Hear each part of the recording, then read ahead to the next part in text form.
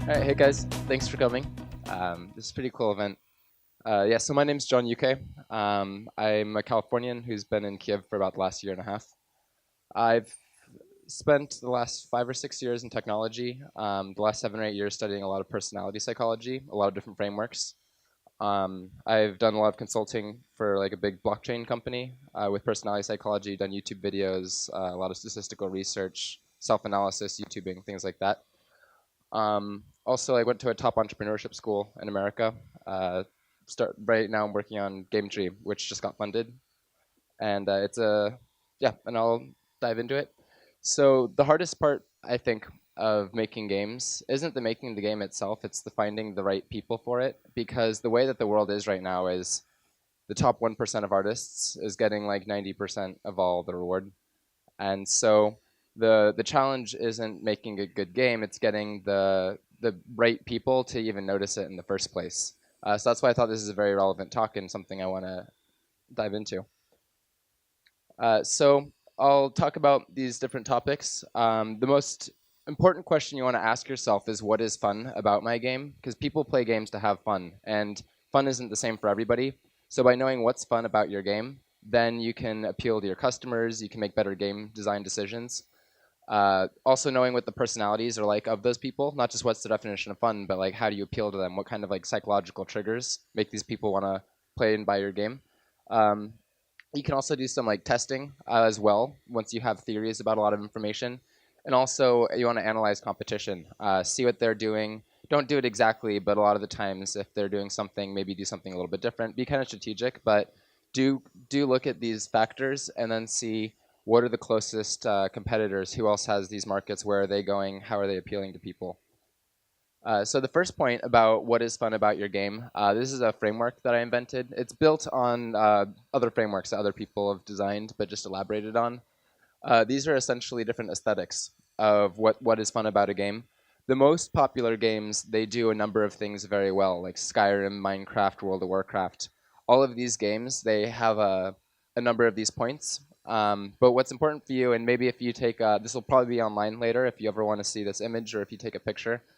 But what you want to do is look at these and think, what are the things that I think are fun about this, and what are the experiences that are being created out of those? Because as a game developer, you have control over mechanics. Like you can control walking speed or bullet spread or the amount of points somebody gets. But you get so disconnected by seeing all the details from the final experience that without having a grand vision of what it is exactly that you're doing, then it's very easy to lose sight of that and to make things that aren't contributing towards a fun game.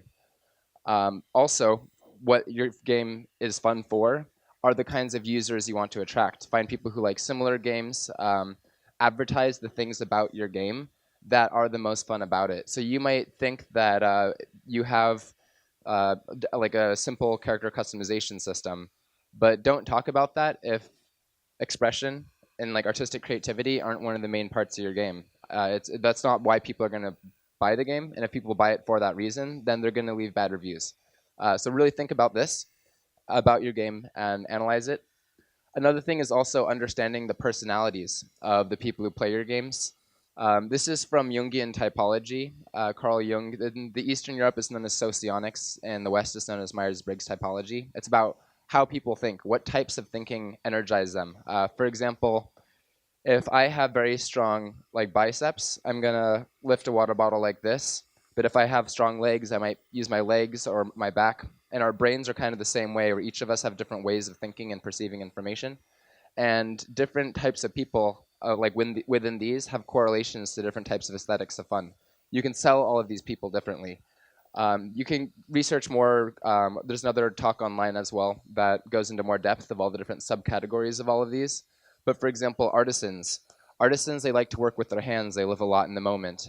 They love visual stimulation, a lot of sense pleasure. So artisans, if your game is really beautiful, if it has an amazing soundtrack or great graphics, these guys are going to be really turned on to that. And these types of people, though, they tend not to hang out on the internet quite as much. They're very into multiplayer games. So just by knowing the sort of triggers for them, you can start adapting your audience and the way you sell. These guys, they care a lot about excitement. If you use a lot of exclamation marks or big words, these guys are actually going to like that.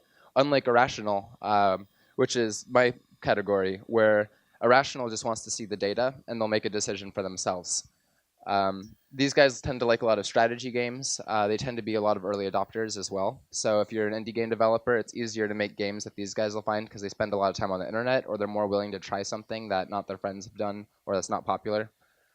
Idealists, they're also very big early adopters. And again, there's subcategories of these that you can research, but this is a short talk.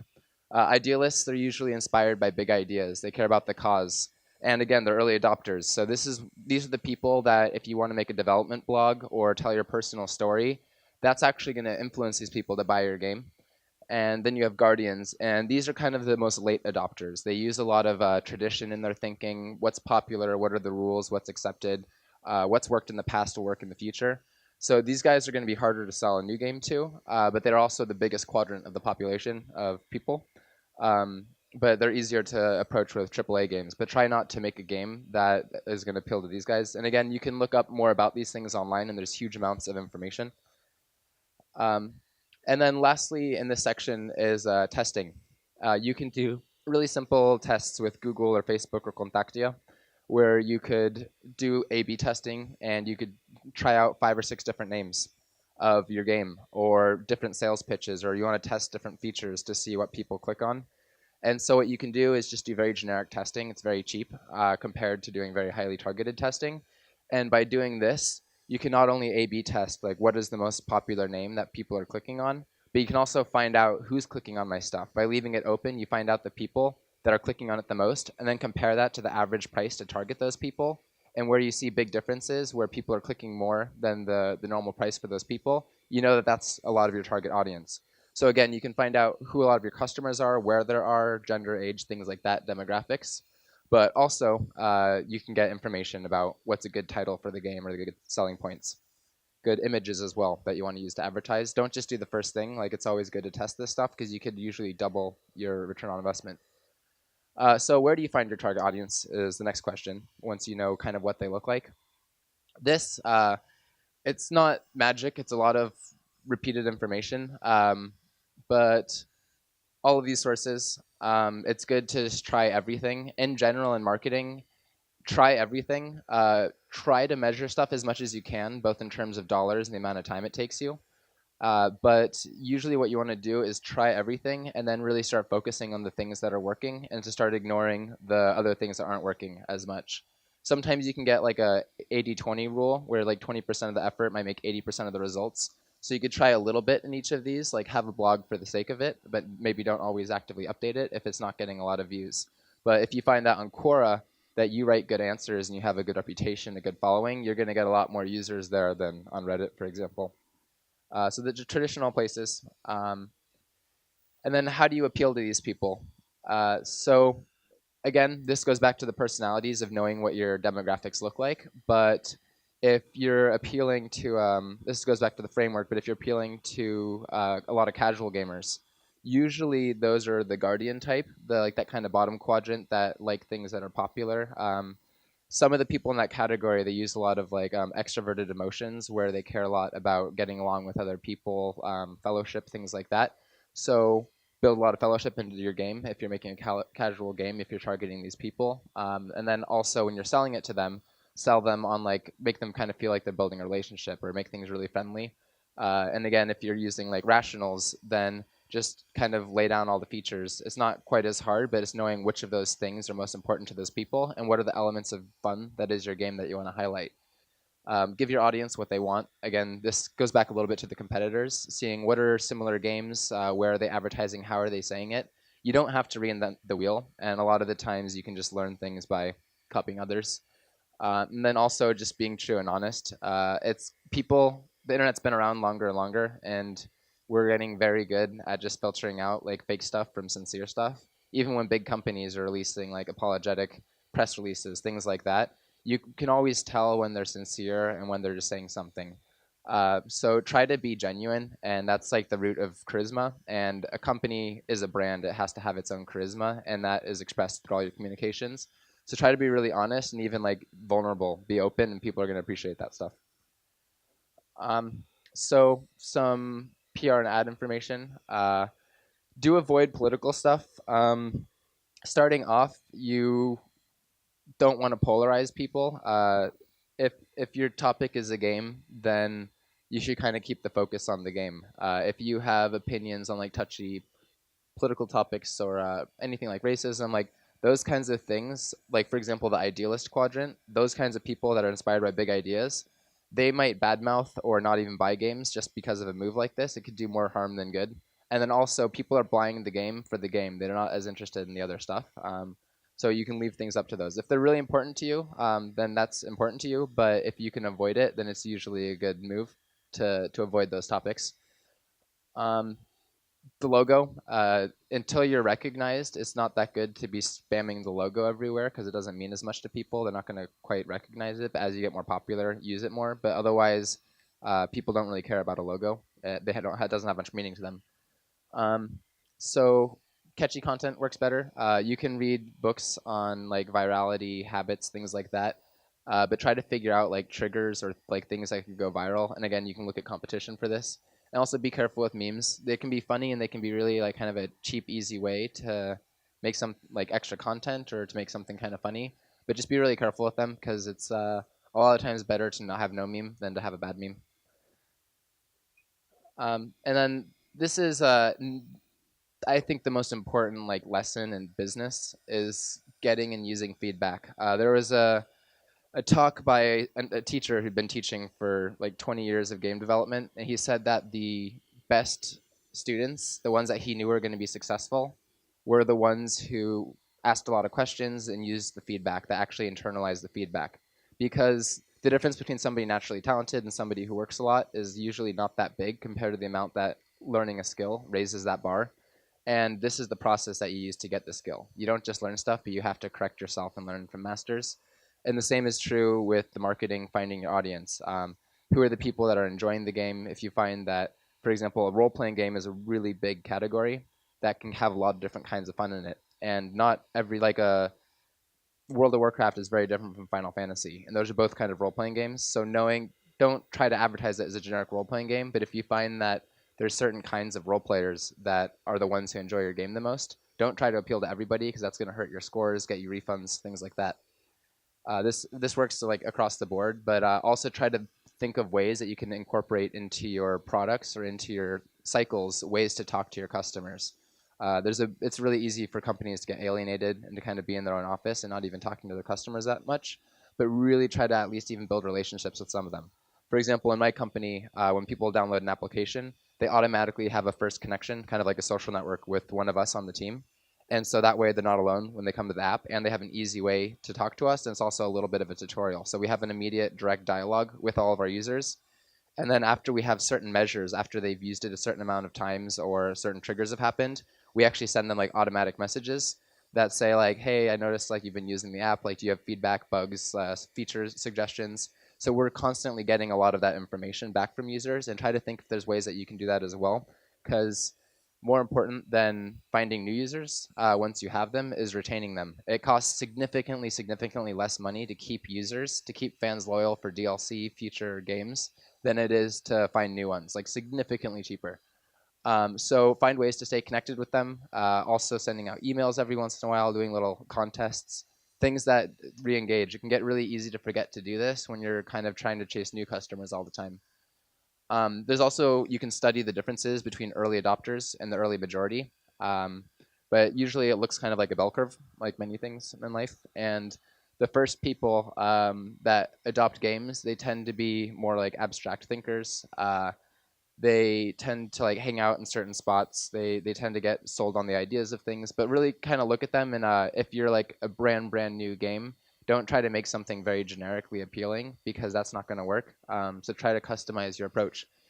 And last thing is just continue providing quality content. If you're in a crunch mode, don't leave the audience hanging because there's so many stimuluses in the world now that if they don't hear from you from like a week or two, something else might grab their attention or they might forget. And so you want to keep them engaged. It isn't that hard, but at least just kind of keep a relationship going.